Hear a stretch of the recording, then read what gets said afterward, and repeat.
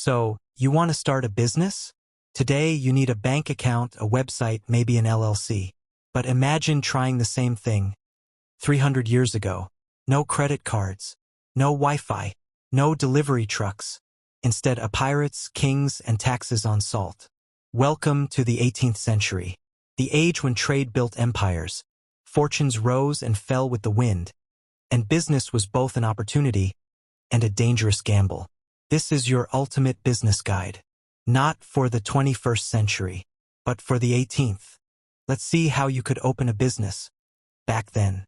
The first question every entrepreneur asks, where do I start?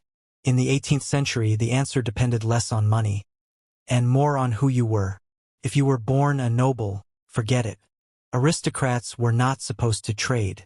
Commerce was seen as dirty and beneath their status. A duke or a count running a spice shop? Impossible. That was like a billionaire today selling hot dogs on the street. So who were the real businessmen? The answer, merchants and the new middle class, the bourgeoisie. These were tailors, bakers, shipowners, bankers, spice traders. People who lived in the city, not the castle. They didn't inherit titles. They built wealth through risk. And risk was everywhere. Here is a fact. In Paris alone, by the mid-1700s, over 100 guilds and corporations regulated trades. From goldsmiths to butchers, every job had rules, limits, and entry fees. If you wanted to open a shop, you needed approval. Without it, you were an illegal seller chased off by inspectors. Think of it as the IRS, the Chamber of Commerce, and a mafia protection racket all rolled into one. Guilds were powerful. They set prices. They controlled quality. They limited competition. And they made sure you paid dues. Want to become a shoemaker? You had to spend years as an apprentice. Then prove yourself as a journeyman. Then finally, after years of work, apply for master status. Only then could you run your own workshop. Today, you fill out online forms to start an LLC. Back then, it could take a decade of training just to be allowed to open a small shop. And yet, for those who succeeded, the rewards were real. Merchants became wealthy, influential, sometimes even richer than minor nobles. They funded ships, imported exotic goods, and filled Europe's growing cities with spices, fabrics, and coffee. Here's another fact. Many dynasties that later became powerful bankers or industrialists started as 18th century merchants. For example, the Rothschilds began as small-time traders in Frankfurt before turning into Europe's most famous financial family. So the first step in opening your 18th century business was not about money. It was about status. If you were a peasant, you could barely dream of it. If you were a noble, society would laugh at you. But if you were a merchant, ambitious, stubborn, willing to play by guild rules, doors could open. Step 1. Accept that in the 18th century, business was not freedom. It was permission. And the ones who gave permission were not customers. They were guilds, kings, and tradition itself. So you've decided to open your shop. You have ambition, maybe a little money. But in the 18th century, there was no just start. Before selling a single loaf of bread or a bolt of fabric, you had to pass through the gatekeepers. The guilds. Guilds were everywhere. In Paris, there were more than 100. Butchers, bakers, shoemakers, tailors, even candle makers. All had their own corporations. Each guild worked like a private club mixed with a government office. They set the rules. They set the prices. They even decided how many people could enter the trade. Want to be a shoemaker? You couldn't just buy leather and start cutting. You needed years of apprenticeship under a master. After that, you became a journeyman.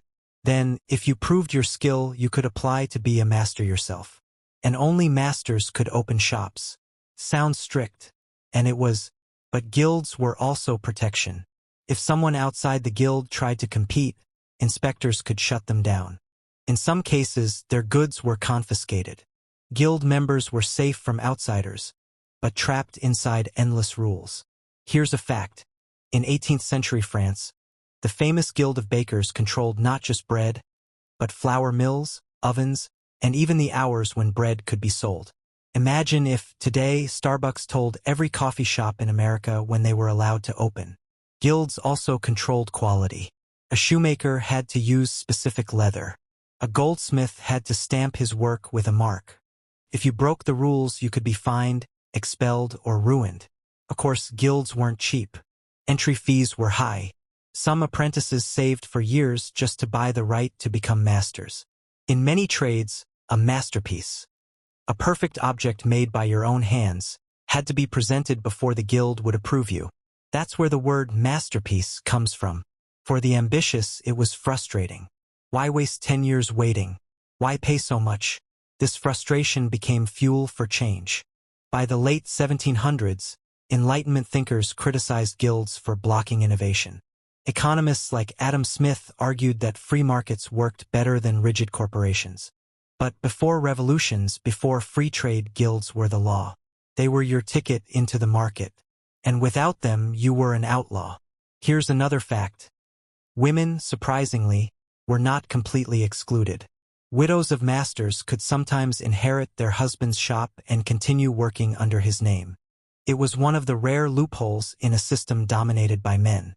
So, registering your business in the 18th century meant more than filling out paperwork. It meant joining a hierarchy, serving years of apprenticeship, paying dues, and accepting that your trade was not your own. It was part of a guild, a system older than you, stronger than you, and impossible to ignore. Step 2. Join the guild. Because in the 18th century, you couldn't open a business without them. They were the gatekeepers of trade, the guardians of tradition, and the walls that kept freedom of commerce locked away. So, you've joined a guild. You've paid your dues. Now comes the big question. What exactly are you going to sell? In the 18th century, choosing your trade was everything. Pick the right product and you could become wealthy, respected, maybe even build a dynasty. Pick the wrong one, and you could work your whole life and never escape poverty. Some goods were safe bets. Bread, wine, salt, the essentials. Every family needed them. But they were also tightly controlled, heavily taxed, and rarely made anyone rich.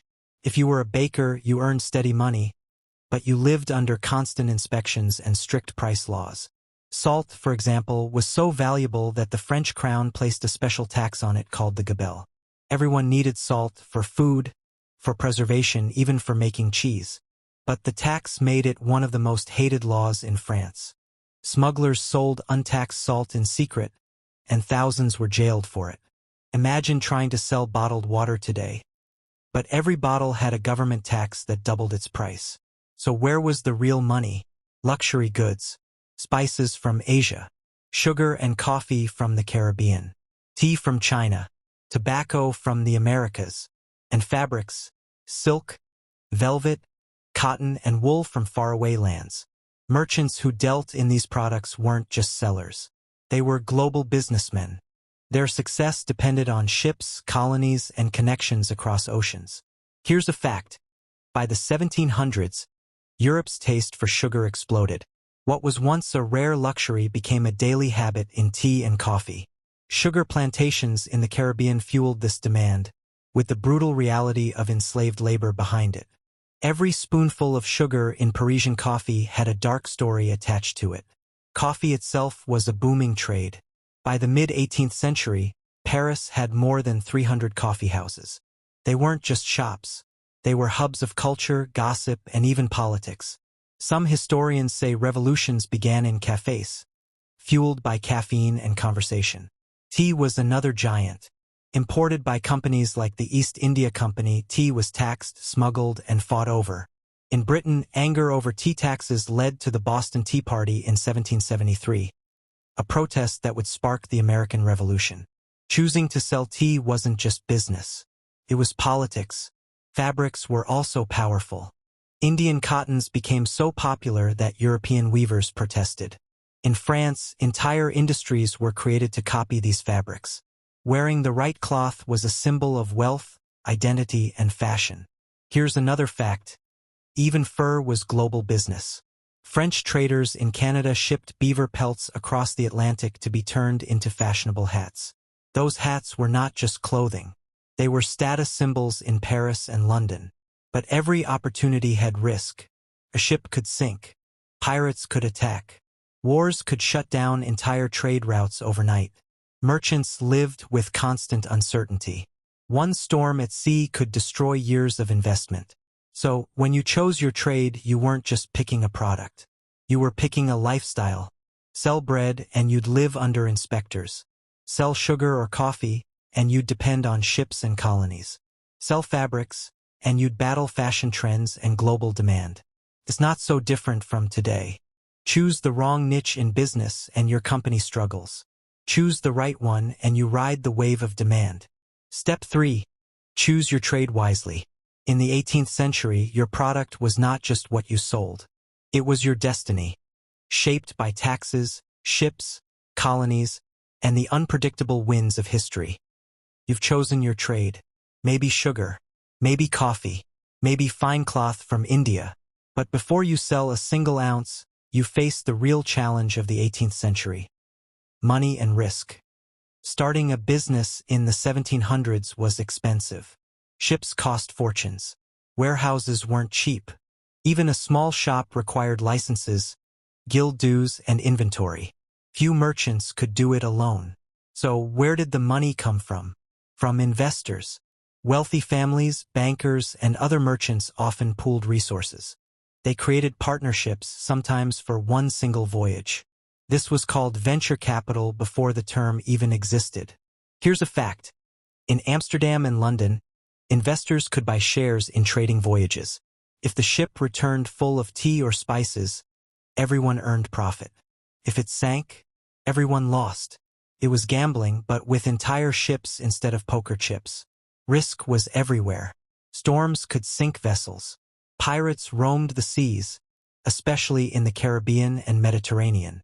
Wars could close ports overnight, and diseases could wipe out entire crews before they reached home. Insurance became a lifeline. In London, merchants met in a coffeehouse run by Edward Lloyd. There, they drew up contracts promising compensation if ships were lost. That little coffeehouse eventually became Lloyd's of London, one of the most famous insurance markets in the world. But insurance was expensive. Only big players could afford it. Smaller traders often risked everything on one cargo. One unlucky storm, and a family could go from wealthy to ruined in a single night. And it wasn't only sea voyages. On land, merchants risked bandits, corrupt officials, and unstable currencies. Different regions used different coins. Exchanging money often meant losing profit. A sharp merchant needed not just courage, but knowledge of finance. Here's another fact. Some merchants diversified their risk by investing in multiple goods at once. Coffee, sugar, and tobacco together. If one failed, the others might succeed. It was the early version of a diversified portfolio. Partnerships also mattered. Merchants built networks of trust across cities and countries. Letters of credit allowed one merchant to pay another far away, without carrying chests of coins. These systems laid the groundwork for modern banking. Still, the danger never disappeared. Pirates attacked French ships in the Caribbean. Privateers, armed with government permission, seized cargo in the name of kings. And rival nations burned warehouses, blockaded ports, and stole trade secrets. Business in the 18th century was not calm or predictable. It was high-stakes adventure. A merchant could rise to riches or fall to ruin in months. And unlike modern entrepreneurs, there were no bankruptcy courts to soften the blow. If you lost everything, you started from zero if you survived. So how did merchants cope? By being bold, cautious, and connected. They ensured what they could. They partnered with those they trusted. And they prayed to God, to fortune, and to the winds of the sea. Step 4. Secure your investment and face the risks. Because in the 18th century, business wasn't just profit and loss. It was survival against storms, pirates, and the unpredictable tides of history. You survived the guilds. You chose your trade. You found investors and faced the risks of storms and pirates. Now comes the next question. How do you scale your business? How do you go from a small shop to a global enterprise? In the 18th century, scaling meant one thing: connections. You could not grow alone. You needed networks of partners, family ties, and political influence. The most powerful merchants joined or created trading companies. These were the giants of their time, the ancestors of today's corporations. The East India Company in Britain. The Dutch East India Company, known as the VOC. The French East India Company. They didn't just sell goods. They controlled entire regions, armies, and even governments. Here's a fact. The Dutch VOC was the world's first multinational corporation. It issued shares to the public, paid dividends, and built a global empire of trade posts. At its height, its value in today's money would be in the trillions. Scaling your business in this era meant looking beyond your own city. A Parisian merchant wanted contacts in Marseille, London, or Amsterdam. A French trader dreamed of reaching the Caribbean, West Africa, or India. But scaling also meant monopoly. The crown often granted exclusive rights to certain companies. If you had royal backing, you could be the only one allowed to import tea or sell tobacco. It was the business equivalent of winning the lottery. Of course, this created enemies. Smugglers thrived, bringing in untaxed goods. Independent merchants often hated monopolies and tried to bypass them. But the companies with armies and navies were hard to fight. Here's another fact. In the 18th century, France's Compagnie des Indes was granted monopoly rights over trade with Asia. Merchants without a license risked confiscation, fines, or even prison if they dared to import goods themselves. Scaling wasn't only about overseas trade. It was also about building family businesses. Merchants often married into other merchant families, creating alliances that secured capital and customers. A wedding could be as important to business as a trade deal. And don't forget branding. Even in the 1700s, a successful merchant needed reputation. Shops hung painted signs. A golden boot for a shoemaker, a lion for an inn, a crown for a cloth seller. These signs were the first logos, instantly recognizable even to the illiterate. Reputation could make or break you. A merchant who sold spoiled wine or weak fabric might never recover his customers. Word of mouth was everything. In some towns, gossip spread faster than ships. Here's a curious fact. Some merchants sponsored public works, fountains, chapels, or schools to boost their reputation. It was 18th century corporate social responsibility. Scaling also meant innovation. Merchants experimented with credit systems, promissory notes, and futures contracts. They learned to move money across borders without hauling heavy coins. These tools were the seeds of modern finance. But as your business grew, so did your enemies. Competitors, smugglers, pirates, corrupt officials, all wanted a share of your profits. To scale in the 18th century was to step into a dangerous game where success painted a target on your back. Step 5. Think bigger. In the 18th century, scaling your business meant family alliances, monopolies, trading companies, and sometimes even armies. It was not just about selling goods. It was about building empires. You've scaled your business. You have ships, partners, and maybe even a royal monopoly. But now comes the final step. How do you actually sell your goods? In the 18th century, marketing was nothing like today. No TV ads, no Instagram, no billboards on highways. And yet, merchants still had to grab attention, build trust, and make customers choose them over rivals. The heart of sales was the marketplace. Every city had a square where traders gathered. Stalls lined with bread, cheese, cloth, and spices filled the air with color and smell. If you wanted to sell, you had to be loud, visible, and persuasive. Butchers shouted their prices. Spice sellers let customers sniff samples. Wine merchants poured small tastes before a deal. Sound familiar? It was the 18th century version of free samples in Costco. Here's a fact. Literacy was low. Many customers could not read. So merchants used signs instead of words. A golden boot for a shoemaker. Painted swan for an inn. A bunch of grapes for a wine cellar.